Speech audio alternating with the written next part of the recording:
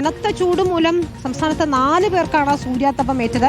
മുറ്റത്ത് കളിച്ചുകൊണ്ടിരുന്ന കുട്ടികൾക്കുൾപ്പെടെ സൂര്യാതപം ഏറ്റിട്ടുണ്ട്.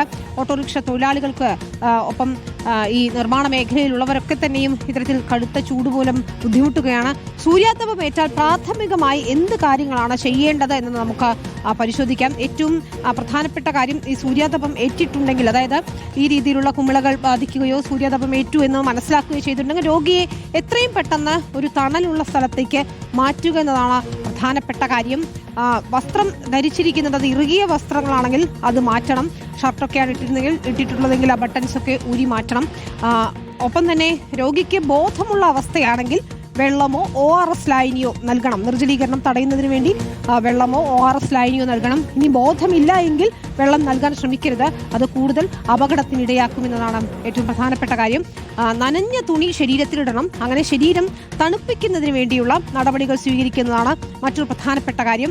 ഒപ്പം കനത്ത ചൂടുള്ള ഇടമാണെങ്കിൽ പോലും കാറ്റിന്റെ ലഭ്യത ഉറപ്പാക്കുക. ഫാൻ ഉപയോഗിക്കാം, അല്ലെങ്കിൽ ഒരു വിശറിയോ പേപ്പറോ ഒക്കെ ഉപയോഗിച്ചൊന്ന് വീശി കൊടുക്കുന്നത് നന്നായിരിക്കും. അതാണ് ഏറ്റവും പ്രധാനപ്പെട്ട കാര്യം. ശരീരത്തിന്റെ താപനില കുറയ്ക്കുന്നതിന് വേണ്ടിയിട്ടാണ്.